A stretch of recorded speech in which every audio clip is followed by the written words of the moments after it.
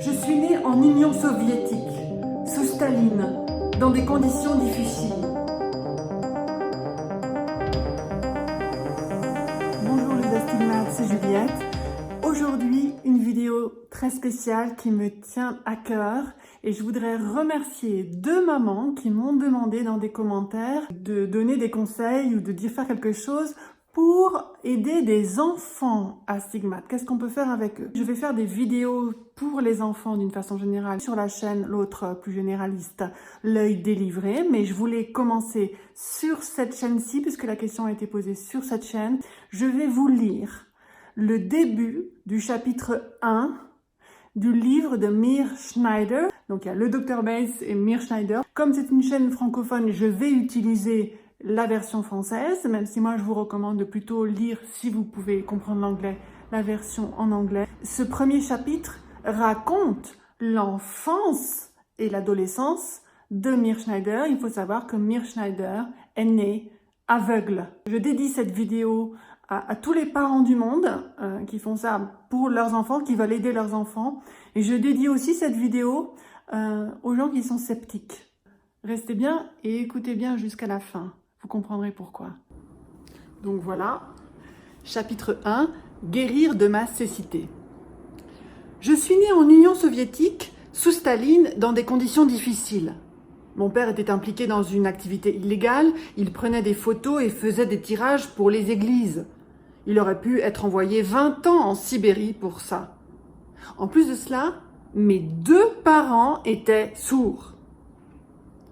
Du côté de mon père, mes grands-parents n'étaient pas pour la venue d'un nouvel enfant dans la famille. C'est mon grand-père paternel qui, le premier, a remarqué que quelque chose clochait avec mes yeux. Après des examens chez plusieurs médecins, il s'est avéré que j'étais née avec des cataractes. Beaucoup de personnes développent une cataracte en prenant de l'âge, mais très peu naissent avec. En pratique, on peut dire que je suis née aveugle. À la recherche d'une meilleure vie pour nous tous, ma famille a décidé de fuir l'Union soviétique et de partir s'installer en Israël. Pendant cette période de transition, j'ai subi 5 opérations des yeux. La première opération, faite en Pologne, lors de notre périple vers l'ouest, s'est avérée infructueuse. Les 4 autres interventions, toutes pratiquées en Israël, ont endommagé le cristallin de mes yeux. Parce que c'était à une autre époque, hein. Bien sûr, on sait beaucoup mieux faire les opérations de nos jours. Ont endommagé le cristallin de nos yeux, de mes yeux, à tel point qu'il était désormais composé de 99% de tissu cicatriciel, empêchant la lumière de passer. Par conséquent, l'État d'Israël m'a délivré un certificat de cécité. Et la plupart des personnes de mon entourage s'étaient résignées à l'idée que je ne pourrais jamais voir. J'ai grandi en apprenant le braille, mais j'assistais aux cours dans une classe tout à fait normale avec des enfants voyants. J'ai beaucoup souffert de solitude et d'isolement à cause de mon problème. Que faire quand on est aveugle, entouré de voyants, et que vos parents communiquent le plus souvent grâce à la langue des signes que vous ne pouvez même pas voir? Mon père s'intéressait à l'actualité et me demandait souvent d'écouter la radio et de lui expliquer ce qui se passait dans le monde. Il voulait que j'écoute et que je lui raconte. J'avoue qu'au début, j'étais un peu décontenancée. Je ne comprenais pas pourquoi il me relevait toujours le menton pour que je lui fasse face quand j'essayais de lui dire ce que j'avais entendu. Je compris plus tard que c'était parce qu'il voulait lire sur mes lèvres. Mais comment pouvais-je comprendre que lire sur les lèvres était si important puisque je ne pouvais même pas voir les lèvres bouger? Cette tragicomédie occupa le début de ma vie. Tout n'était que confusion, frustration et lutte, mais j'apprenais qu'il existait différentes façons de surmonter les défis imposés par la vie. Il me paraissait évident que mes parents m'aimaient malgré le fait que notre vie n'a pas toujours été facile. Marqués par la peur et l'insécurité ressenties en Union soviétique, nous vivions dans le jeune État d'Israël, ravagé par la guerre. En raison de leur surdité, mes parents ne pouvaient pas apprendre l'hébreu, si différent du russe qu'ils avaient pratiqué jusqu'alors. De plus, à cause de mauvais investissements en Israël, mes grands-parents maternels avaient perdu tout l'argent qu'ils avaient ramené d'Union soviétique. Malgré tout, ma grand-mère croyait fermement en moi et a trouvé les moyens de m'aider. Elle restait en permanence avec moi à l'hôpital après chaque intervention. Elle savait que les cris et les pleurs des autres enfants me traumatisaient. D'autres membres de ma famille pensaient qu'il était préférable que je fasse appel aux services sociaux. Ça ne me dérangeait pas de demander de l'argent à ma famille, mais je ne voulais pas dépendre du gouvernement. Cette décision était très ancrée en moi et j'ai compris plus tard, quand j'ai grandi, d'où elle venait. Il est courant, quand une personne reçoit une aide du gouvernement, comme celle souffrant de handicap, de développer une mauvaise image de soi, celle d'être dans le besoin, d'être pitoyable. C'est automatique, qu'on le veuille ou non. Mais lorsqu'on ne compte pas sur cette aide, l'image de soi est plus forte et l'on est obligé d'être autonome. J'étais déterminée à ne pas revêtir les stigmates d'un aveugle. Cette détermination a été le déclencheur du changement qui s'est opéré et sans lequel je n'en serais pas là où j'en suis aujourd'hui. En réponse au manque de sécurité et à l'incertitude qui ont hanté mes premières années, j'ai développé un sens de l'engagement. Les enfants ne voulaient pas souvent jouer avec moi. Les filles ne dansaient pas avec moi dans les fêtes. J'étais très solitaire. Mais j'ai compris qu'il n'en tenait qu'à moi-même d'être dépressif ou d'être heureux. C'est avec mes livres en braille que je m'échappais. Ils m'emmenaient dans un autre monde et je pouvais lire pendant des heures. Même quand ma mère me disait « Il est temps de dormir, on éteint !» Je cachais les livres sous mes couvertures. Les murs étaient très fins, mais dès que la lumière était éteinte et que je savais que ma mère ne pouvait pas me voir, je ressortais mon livre et je continuais à lire. Dès que mes nouveaux livres en braille arrivaient au bureau de poste, je me dépêchais d'aller les chercher. Les livres étaient énormes, j'attirais l'attention. J'étais un drôle de petit garçon, portant un grand cartable sur le dos, une machine à écrire en braille sous un bras et un sac de livres en braille sous l'autre. Plus d'une fois, la machine à écrire est tombée et s'est cassée et mes parents payaient pour la faire réparer.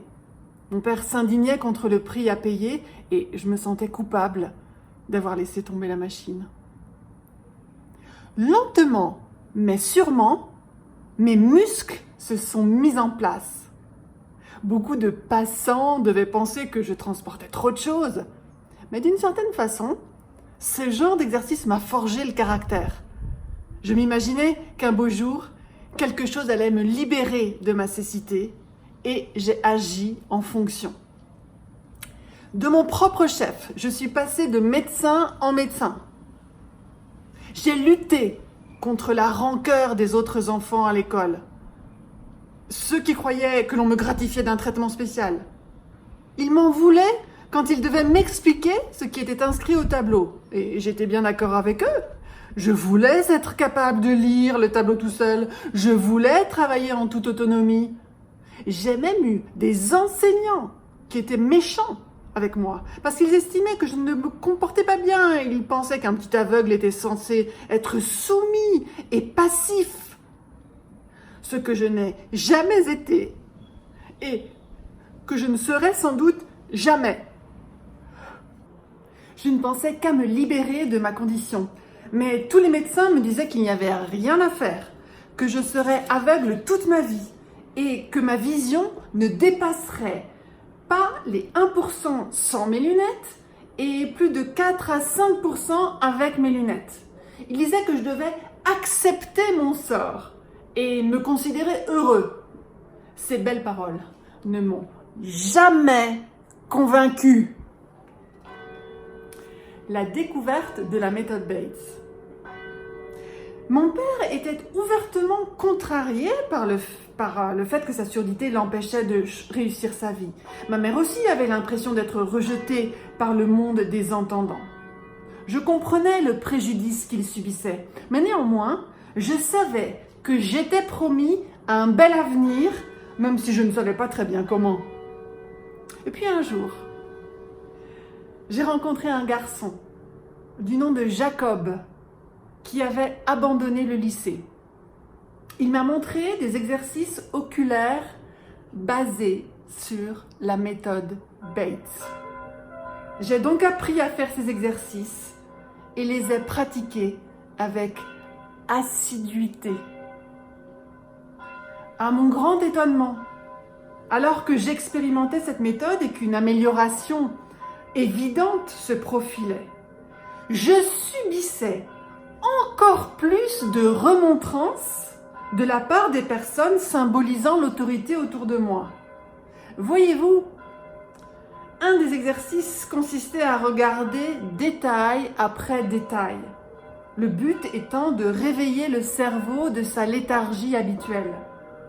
Mais le professeur de géographie se mettait en colère quand je bougeais mes yeux pour regarder les cloches qui se trouvaient de chaque côté du tableau noir, allant ainsi de l'une à l'autre, scrutant les détails pendant qu'elle faisait son cours. Elle s'est rendue chez le directeur adjoint. Heureusement, celui-ci avait entendu parler de mon cas. Il lui a dit que ces exercices pouvaient m'aider et qu'il ne m'empêchait en rien d'écouter son cours. Mon professeur d'enseignement religieux se mettait aussi en colère quand toute la classe était assise dans la cour et lisait des versets bibliques et que je fermais les yeux, faisais face au soleil et bougeais la tête de droite à gauche. En étant face au soleil, mes pupilles se contractaient et lorsque je tournais ma tête sur le côté, elles se dilataient. Mon professeur m'a dit que ça l'ennuyait de me voir bouger la tête de droite à gauche, même s'il a reconnu que je comprenais quand même tout ce qu'il disait.